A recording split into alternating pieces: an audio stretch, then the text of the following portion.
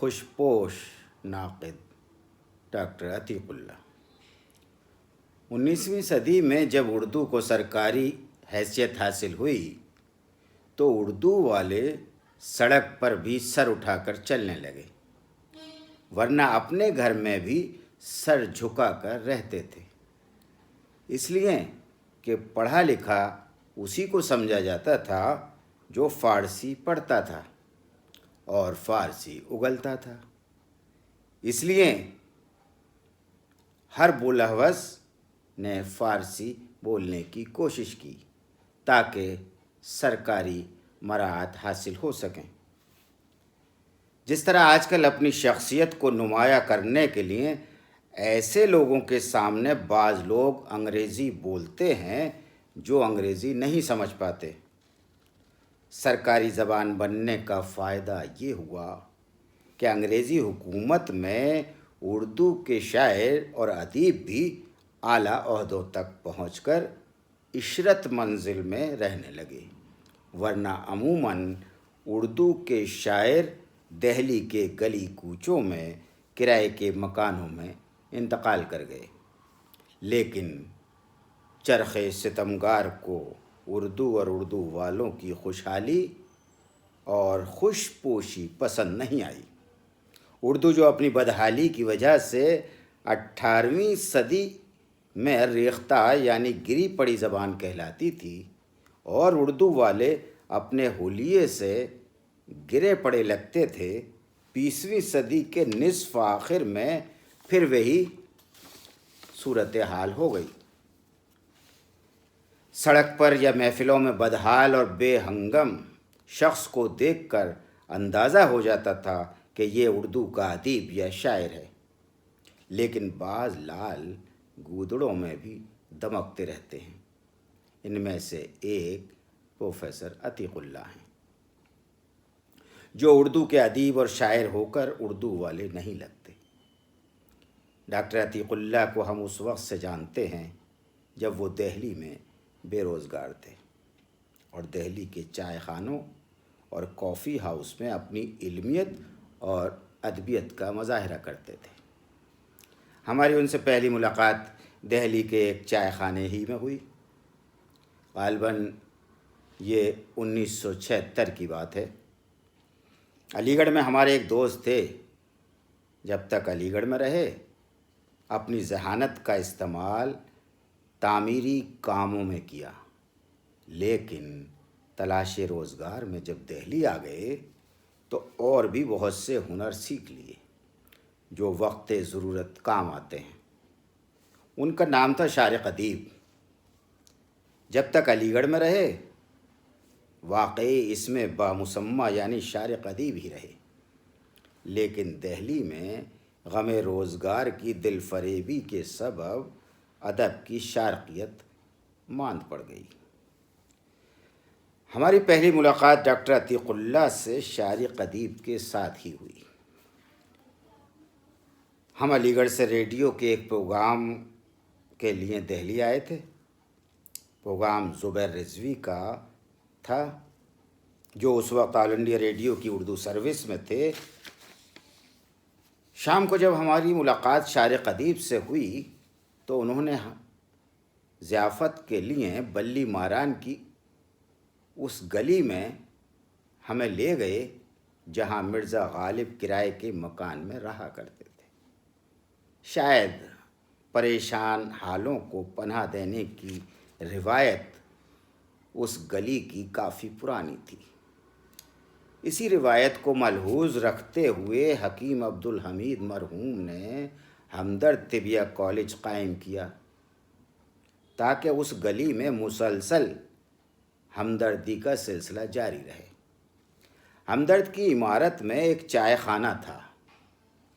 عموماً غیر تعلیم یافتہ طبقہ روزگار سے تنگ آ کر یعنی بے روزگاری سے تنگ آ کر شراب خانوں میں جاتا ہے، اور تعلیم یافتہ حضرات چائے خانوں یا کافی ہاؤسوں میں غم غلط کرنے کی کوشش کرتے ہیں، جبکہ غم نہ شراب سے دور ہوتا ہے اور نہ چائے یا کافی سے۔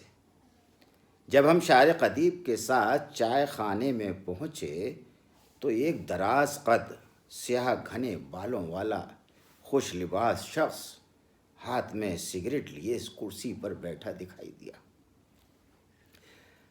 قد کی درازی ہمارے لیے کمتری کے احساس کی وجہ بنی تھی، لیکن بالوں کی سیاہی اور خوش لباسی میں ہم بھی کمتر نہیں تھے۔ ہمارے موجودہ فارغ البال سر پر اس زمانے میں کچھ زیادہ ہی بال تھے۔ شاعر قدیب نے تعارف کراتے ہوئے کہا کہ یہ ڈاکٹر عتیق اللہ تابش ہیں۔ نام کے ساتھ ڈاکٹر کا لفظ سن کر مرعوب ہونا فطری بات تھی، سو ہم بھی ہوئے۔ ویسے بھی وہ زمانہ ہمارا طالب علمی کا تھا۔ ڈاکٹر عتیق اللہ کی نقل و حرکت سے دانشوری ٹپک رہی تھی، جو اس عمر کے ادیبوں اور شاعروں میں پیدا ہو جاتی ہے جس سے ڈاکٹر عتیق اللہ گزر رہے تھے۔ پہلی ہی ملاقات میں عتیق اللہ صاحب کی خوش لباسی اور خوش گفتاری نے متاثر کیا۔ پرانی دہلی جیسی تنگ گلیوں میں بے داغ لباس زیب تن کیے ہوئے تھے، جن گلیوں سے گزر کر لوگوں کی زبان کیا ایمان بھی داغدار ہو جاتا ہے، اب ان گلیوں میں میر غالب ذوق یا داغ کی زبان یا لہجہ نہیں بلکہ کرخنداروں کی آوازیں سنائی دیتی ہیں۔ ڈاکٹر عتیق اللہ کی اصطلاحاتی گفتگو مرزا غالب کی گلی کی آبرو کی حفاظت کرتی ہوئی معلوم ہو رہی تھی، جس کی وجہ سے ہم مسلسل مرعوب ہوتے چلے جا رہے تھے۔ ڈاکٹر عتیق اللہ کی خوش لباسی دیکھ کر یہ احساس ہی نہیں ہو رہا تھا کہ یہ شخص تلاش معاش میں سرگرداں و پریشاں ہے۔ شاعر قدیب نے بتایا کہ یہ ابھی تلاش معاش کے سلسلے میں دہلی آئے ہیں۔ شاعر قدیب سے ڈاکٹر عتیق اللہ کی قربت کی ایک وجہ دونوں کی بے روزگاری بھی تھی۔ ایک اجین سے قسمت آزمانے آئے تھے، دوسرے علی گڑھ سے۔ دہلی کی صدیوں کی یہ تاریخ رہی ہے کہ دور دراز سے لوگ آتے ہیں اور یہیں کے ہو جاتے ہیں۔ یہاں لوگ کشتیاں جلا کر آتے ہیں یا آ کر جلا دیتے ہیں۔ اس وقت میں اردو کا طالب علم تھا، ابھی تعلیم بھی مکمل نہیں ہوئی تھی، بس کچھ افسانے اور کچھ مضامین کچھ رسائل میں شائع ہونے کی وجہ سے کچھ لوگ جانتے تھے۔ جب شاعر قدیب نے ڈاکٹر عتیق اللہ کا مکمل تعارف کرایا، ان کی علمیت اور ادبی فتوحات کے بارے میں بتایا، اور پھر یہ بھی معلوم ہوا کہ ابھی قسمت آزمائی کے دور سے گزر رہے ہیں، تو مجھے اپنے مستقبل کی فکر ہوئی کہ جب ایسا دانشور اور ادیب مستقل روزگار کے لیے سرگرداں ہے تو ہمارے مستقبل کا تو اللہ ہی مالک ہے۔ ہماری تعلیم مکمل ہونے تک اردو اور اردو والوں کا اور برا حال ہو جائے گا۔ اس وقت تک ہمیں عتیق اللہ صاحب سے زیادہ واقفیت نہیں تھی، البتہ باتوں ہی باتوں میں اتنا ضرور معلوم ہوا کہ یہ بھی براہ راست ترقی پسند نہ ہوتے ہوئے بھی ترقی پسندوں سے قریب ہیں، اور شاعر ہونے کے باوجود ان کی قربت افسانہ نگاروں سے زیادہ ہے۔ شاعر بہت اچھے ہیں لیکن مشاعروں کے نہیں۔ آج کل شاعر اسی کو سمجھا جاتا ہے جو مشاعروں میں جاتے ہیں، اور مشاعروں میں بھی وہ شہرت پاتے ہیں جو ترنم سے اپنا یا کسی اور کا کلام پڑھنے کی صلاحیت رکھتے ہیں۔ ڈاکٹر عتیق اللہ اس صلاحیت سے محروم ہیں۔ جبکہ ان کے کئی شعری مجموعے شائع ہو چکے ہیں۔ دہلی میں اس وقت ترقی پسندوں میں اہم نام پروفیسر قمر رئیس کا تھا۔ قمر صاحب بڑے مردم شناس یا ادیب شناس تھے۔ ویسے تو خاتون شناسی میں بھی ان کا کوئی ثانی نہیں تھا۔ نوجوان ادیبوں کو عموماً پہچان لیتے تھے کہ وہ ادب اور اس کے فروغ میں کب تک اور کہاں تک چلے گا۔ بس ایک دو بار ہی ان کا اندازہ غلط نکلا اور وہ دھوکہ کھا گئے۔ ڈاکٹر عتیق اللہ کی قمر صاحب سے قربت نے ہمیں حوصلہ بخشا، اس لیے کہ ہم علی گڑھ میں رہنے کے باوجود بھی قمر رئیس صاحب سے قریب تھے۔ ہمیں قمر صاحب سے جوڑنے کے لیے قاضی عبدالستار اور والد مرحوم کنول ڈبائی بھی پل کی حیثیت رکھتے تھے۔ قاضی عبدالستار اور قمر رئیس میں 15 برس یا 16 برس کے سن کے زمانے سے دوستی تھی۔ قمر صاحب فکشن کے ترقی پسند نقاد تھے، شاعری انہوں نے بھی کی تھی، لیکن شاعر وہ بھی عہد جوانی کے یا ذاتی محفلوں کے تھے، لیکن نقاد مستند تھے۔ خدا جانے بیشتر اردو کے ناقدین کی ادبی زندگی کی ابتدا شاعری سے ہو کر تنقید پر کیوں ختم ہوتی ہے۔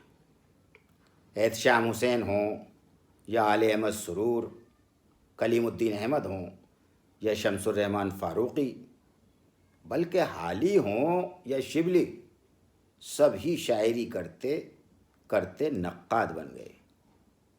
میرا خیال ہے عتیق اللہ صاحب نے بھی اسی روایت کو قائم رکھتے ہوئے شاعری کو دوسرا مقام دے کر تنقید کا دامن تھام لیا۔ تنقید بھی افسانوی ادب کی، میں سمجھتا ہوں یہ ان کے لیے بھی اور ہمارے لیے بھی اچھا ہی ہوا۔ ان کے لیے اس لیے ہیں کہ وہ شاعر تو اچھے ہیں لیکن مشاعرے باز نہیں ہیں، اس لیے انہیں بحیثیت شاعر کوئی تسلیم نہیں کرے گا۔ ہمارے لیے اس وجہ سے بہتر ہوا کہ تنقید میں انہوں نے افسانوی ادب پر خصوصی توجہ دی،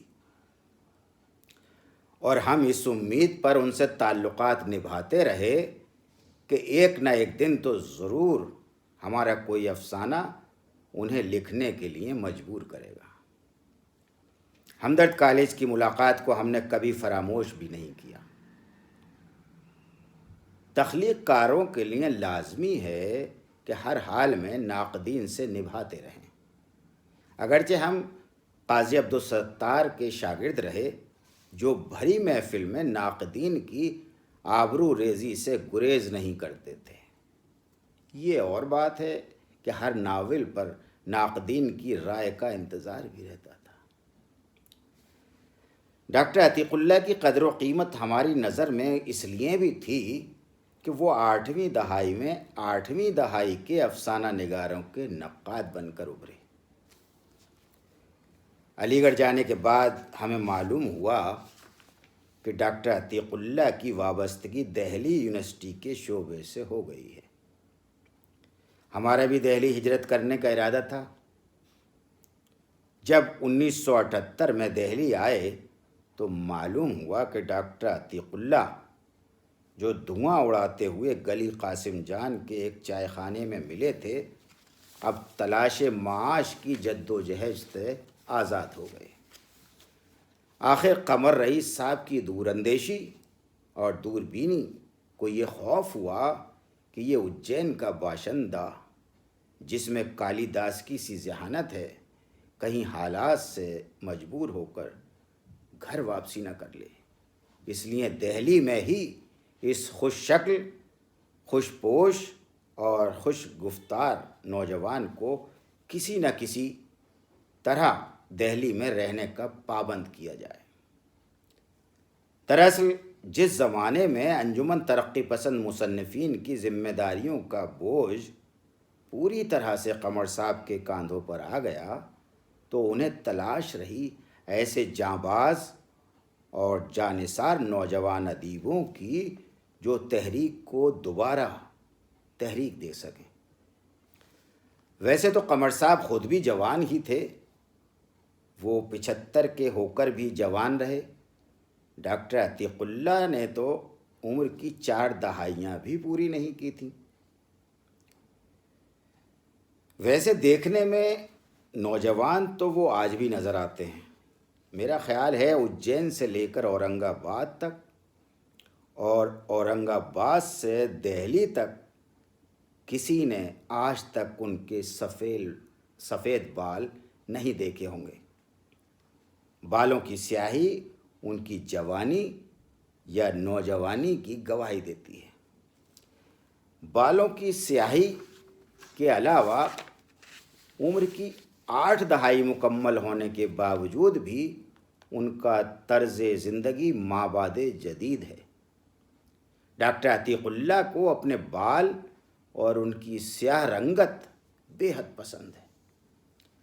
جب فریضہ حج ادا کرنے کے لیے گئے تو حج کے ایک رکن کی ادائیگی کے لیے نائی کو سر مونڈنے کی نہ اجازت دی اور نہ زحمت۔ خود ہی بادل ناخواستہ عزیز جان بالوں میں سے چند بال کاٹ کر فرض ادا کیا۔ اس طرح حج بھی ہو گیا اور بال بھی سلامت رہے۔ خوبصورتی جو بالوں کی وجہ سے بھی ہوتی ہے باقی رہی۔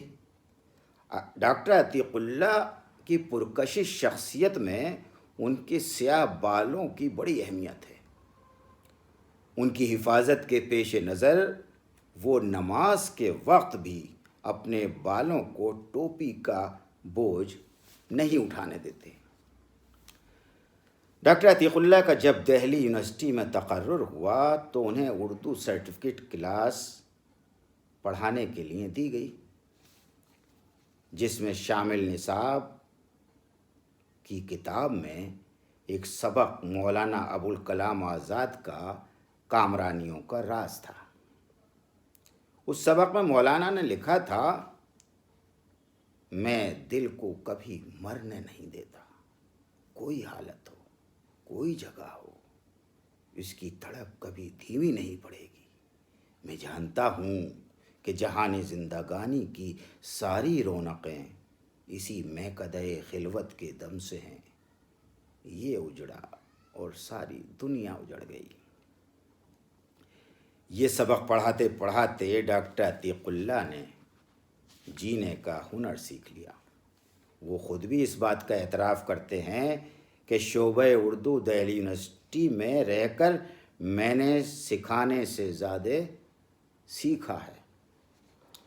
1978 میں جب میں بھی دہلی آ گیا تو اس دراز قد ادیب کی قد و قامت اور ادبی فتوحات کا راز کھلا۔ دراصل ڈاکٹر عتیق اللہ کا تعلق اس سرزمین سے ہے جس میں امیر تیمور اور بابر جیسے فاتحین کے علاوہ امام بخاری، ابو عیسیٰ محمد ترمذی اور مرزا الغ بیگ جیسے محدث اور عالم پیدا ہوئے۔ گزشتہ صدیوں میں سرحدوں پر اتنی قید و بند نہیں تھی جو اب ہے۔ ڈاکٹر عتیق اللہ کے اجداد نے بھی خدا جانے کیوں وطن کو خیرباد کیا اور افغانستان کے جلال آباد میں آ کر بس گئے، لیکن خوب سے خوب تر کی تلاش میں پہلے سوات آئے اور پھر ہندوستان کا رخ کیا۔ اچھا ہی ہوا، ورنہ افغانستان یا سوات میں ڈاکٹر عتیق اللہ کی شاعری اور تنقید سمجھنے والا ڈھونڈے سے نہیں ملتا۔ کہتے ہیں کہ سوات کا علاقہ علم بشریات اور آثار قدیمہ کے لیے مشہور ہے۔ گوتم بدھ کے زمانے میں اس خطے کو بہت اہمیت حاصل تھی۔ آج بھی قدرتی خوبصورتی کی وجہ سے پاکستان کا سوئٹزرلینڈ کہلاتا ہے۔ سوات میں حسین مرغزار اور شفاف پانی کے چشمے اور دریا بہتے ہیں۔ لیکن ڈاکٹر عتیق اللہ کو تو اجین کے کنارے بہتی ہوئی شپرا ندی میں صادق مولا کے ساتھ نہانا تھا، بھرتری ہری اور کالی داس کی نگری میں ادب سیکھنا تھا، کالی داس کی روایت کو آگے بڑھانا تھا۔ کالی داس نے سنسکرت میں شاعری کی، ڈاکٹر عتیق اللہ نے اردو کو اختیار کیا۔ کالی داس نے شکنتلا ڈرامہ لکھا، ڈاکٹر عتیق اللہ نے پیچھے کوئی ہے لکھ دیا۔ اس لیے ان کے والد مرحوم نے سوات کے دل فریب نظاروں کو چھوڑ کر لاہور اور دہلی کو نظر انداز کر کے اجین کو آباد کیا۔ شاید مالوا میں ان کا کوئی منتظر تھا۔ نقل مکانی کی روایت ڈاکٹر عتیق اللہ کو وراثت میں ملی۔ جب ان کے بزرگ ایک مقام پر نہیں بیٹھے یا ٹھہرے تو وہ کیوں بیٹھتے؟ لیکن اس نقل مکانی کا فائدہ بھی ہوا۔ دادا پردادا کو جلال آباد اور سوات میں شریک حیات ملی، والد نے مالوا میں تلاش کر لیا، اور ڈاکٹر عتیق اللہ نے فسانہ عجائب کے شہزادہ جان عالم کی طرح ملکہ انجمن آرا کی تلاش میں خلد آباد یعنی اورنگ آباد کا سفر اختیار کیا، جبکہ ملکہ مہتلت پہلے سے گھر میں رونق افروز تھیں، لیکن ان کی وہی خواہش تھی جو روم کے بادشاہ آزاد بخت کی تھی، اور پھر بعد حاصل کرنے انجمن آرا کے انہوں نے دارالخلافہ دہلی کی جانب کوچ کیا، جو ہمارے لیے سودمند ثابت ہوا۔ نہ وہ دہلی آتے، نہ ہماری ان سے ملاقات ہوتی۔ ایک ہی شعبے میں ہونے کی وجہ سے ڈاکٹر عتیق اللہ سے ملاقات کے لیے کسی شارق ادیب کی اب ضرورت نہیں تھی۔ ڈاکٹر عتیق اللہ کا شمار اس وقت نوجوان اساتذہ میں تھا۔ ویسے تو آج بھی انہوں نے خود کو ایسا سنبھال کر رکھا ہے کہ لوگ انہیں سینئر سٹیزن کہتے ہوئے جھجکتے ہیں۔ شعبہ اردو میں اس وقت کے اساتذہ میں پروفیسر خواجہ احمد فاروقی کے علاوہ پروفیسر قمر رئیس، پروفیسر ظہیر احمد صدیقی، پروفیسر فضل الحق، پروفیسر امیر عارفی، professor Shamim Nikhat, doctor Tanveer Ahmad Alvi, doctor شریف احمد، پروفیسر عبدالحق، ڈاکٹر مغیث الدین فریدی اور ڈاکٹر عبدالحی شامل تھے۔ بعد میں پروفیسر گوپی چند نارنگ اور پروفیسر صادق بھی آ گئے۔ مذکورہ تمام اساتذہ اس لیے ڈاکٹر عتیق اللہ کی نہ صرف قدر کرتے تھے بلکہ گفتگو کرتے وقت زبان و بیان کا خیال بھی رکھتے تھے کہ ان کی تحریر کے علاوہ گفتگو بھی نو طرز مرصع اور فسانہ عجائب کے انداز کی ہوتی تھی۔ دراصل ان کی پرورش ایسے گھر میں ہوئی تھی جہاں فارسی، عربی اور اردو کے علاوہ پشتو بھی بول چال میں شریک تھی۔ ان کے والد خود تو مدرسے کے مولوی کے مظالم سے تنگ آ کر نوجوانی میں گھر بار چھوڑ کر نکل پڑے تھے، لیکن جب اپنے بیٹے کی تربیت کی نوبت آئی تو معصوم عتیق اللہ سید کو 6 برس کی عمر میں فجر کی نماز میں مسجد میں تفسیر سنانے کے لیے لے جانے لگے۔ عتیق اللہ صاحب والد کا احترام کرتے ہوئے مسجد سے تو فرار نہیں ہوئے، لیکن زبان و بیان پر قدرت حاصل کرنے کے بعد مسجد میں کبھی تقریر کرنے نہیں گئے۔ دراصل ڈاکٹر عتیق اللہ کی والدہ بھی درس و تدریس سے وابستہ تھیں، اس لیے وہ گھر کے علماء کے بیچ رہ کر کندن بن گئے۔ اور اب صورتحال یہ ہے کہ ان کی تقریر و تحریر کی زبان غالب اور اقبال کے کلام کی طرح تشریح طلب ہو گئی ہے۔ ممکن ہے 21ویں صدی کے نصف آخر میں شرح تنقید عتیق اللہ شائع ہو جائے، کیونکہ اس وقت تک ان کے مضامین کی زبان سمجھنے والے باقی نہیں رہیں گے۔ ویسے تو اب بھی کمیاب ہیں۔ پروفیسر عتیق اللہ اور پروفیسر صادق کا ساتھ بچپن سے جوانی اور بڑھاپے تک کا ہے، لیکن پروفیسر صادق نے تحریر و تقریر کے علاوہ زبان و بیان میں بھی اثر قبول نہ کر کے خود کو عہد حاضر کے تقاضوں سے ہم آہنگ رکھا، اور اس مثل کو بھی غلط ثابت کر دیا کہ خربوزے کو دیکھ کر خربوزہ رنگ بدلتا ہے، جبکہ پروفیسر صادق پروفیسر عتیق اللہ سے زیادہ زبانیں جانتے ہیں۔ شعبہ اردو میں بیشتر اساتذہ ڈاکٹر عتیق اللہ کی بعض دوسری وجوہات کی بنا پر بھی بہت قدر کرتے تھے۔ دراصل اردو کے اساتذہ دیگر زبانوں اور علوم سے کم ہی واقفیت رکھتے ہیں، بلکہ بعض تو اردو سے بھی کم ہی واقف ہوتے ہیں۔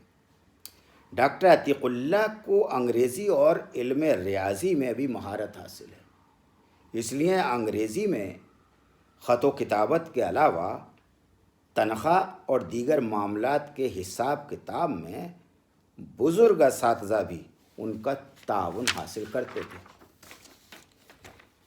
میں پہلے بھی کہہ چکا ہوں کہ جوانی یا نوجوانی میں عموماً سب کے من کو شاعری بھاتی ہے، سو عتیق اللہ صاحب کو بھی نوجوانی سے پہلے ہی شاعری بھا گئی۔ ابھی 16 کا سن بھی پار نہ کیا تھا کہ شعر کہنے لگے۔ دراصل ان کے گھر اور باہر مرد اور عورت سب ہی شعر گوئی کو نہ صرف پسند کرتے تھے بلکہ شعر گو بھی تھے، اس لیے ان کی شعر گوئی کی طرف رغبت قابل گرفت نہیں ہوئی اور نہ قابل سزا۔ جب ایسا ماحول خاندان ہی میں مل جائے تو پرواز بلند ہو ہی جاتی ہے۔ جس گھر کی خواتین شعر کہتی ہوں اس کے گھر کے مردوں کو کون روک یا ٹوک سکتا ہے؟ نتیجہ یہ ہوا کہ کبھی 100 غزلیں منظر عام پر آ گئیں، کبھی بین کرتا ہوا شہر میں داخل ہو گئے۔ ڈاکٹر عتیق اللہ نے شاعری میں وہ کمال حاصل کیا کہ ان کی عبارت اور ان کا تکلم معاصرین سے مختلف ہو گیا۔ شاعری کے بعد جب تنقید کی قدر شناسی کی طرف طبیعت مائل ہوئی تو تنقید کی جمالیات سے متاثر ہو کر تنقید کا نیا محاورہ لکھ ڈالا۔ اپنے تنقیدی بیانات کو تعصبات سے علیحدہ رکھ کر ترجیحات کو ترجیح دی۔ والد کے ساتھ رہ کر نئی اصطلاحات اور تراکیب گڑھنے کا فن سیکھا تھا کہ ادبی اصطلاحات کی فرہنگ تیار کر دی۔ پروفیسر عتیق اللہ کے اجداد کا تعلق سمرقند و بخارا سے تھا، سو انہوں نے احادیث اور فقہ کی تعلیم و تدریس پر توجہ دی۔ ڈاکٹر عتیق اللہ اجین میں پیدا ہوئے، اس لیے انہوں نے کالیداس اور بھرتری ہری کی روایت کو آگے بڑھایا اور خوب بڑھایا۔ ہماری ڈاکٹر عتیق اللہ سے براہ راست ملاقات اور تعلقات کو 45 سال گزر گئے۔ وہ شعبے سے سبکدوش ہو گئے اور ہم رخصت ہونے کے لیے تیار ہیں، لیکن رشتوں میں کبھی اسپیڈ بریکر بھی نہیں آیا۔ رشتے کی جو ہمواری ابتدا میں تھی آج بھی ہے۔ دراصل وہ تعلقات میں عمر کے فرق کو حائل نہیں ہونے دیتے۔ وہ قمر رئیس صاحب اور پروفیسر گوپی چند نارنگ کے ساتھ ان کے ہم عمر ہو جاتے ہیں اور نوجوانوں کے ساتھ اپنی عمر بھول جاتے ہیں۔ شعبہ اردو میں قمر صاحب کے بعد ڈاکٹر عتیق اللہ نوجوانوں میں بلا تفریق مرد و زن مقبول تھے۔ کلاس ختم ہونے کے بعد کبھی کینٹین میں اور کبھی گھاس کے میدان میں چائے بھی پیتے تھے اور خوش گپیاں بھی کرتے تھے۔ یہ جوان عادتیں آج بھی ان میں موجود ہیں، اسی لیے وہ آج بھی خوش اسلوبی، خوش گفتاری اور خوش پوشی میں 25-30 سال کی عمر کو تجاوز نہیں کر پائے ہیں۔ اردو میں ایسے خوش پوش نستعلیق ادیب، وہ بھی نقاد، کم نظر آئیں گے، کیونکہ محقق اور ناقد اپنی تحقیق اور تنقید کو مستند ثابت کرنے کے لیے کم عمری میں ہی بزرگانہ حلیہ اور اطوار دکھانے کی کوشش کرتا ہے تاکہ اس کے بیان کو کوئی طفلانہ نہ سمجھے۔ صحت مند ادب تخلیق کرنے کے لیے صحت مند ماحول اور صحت مند فکر ضروری ہے،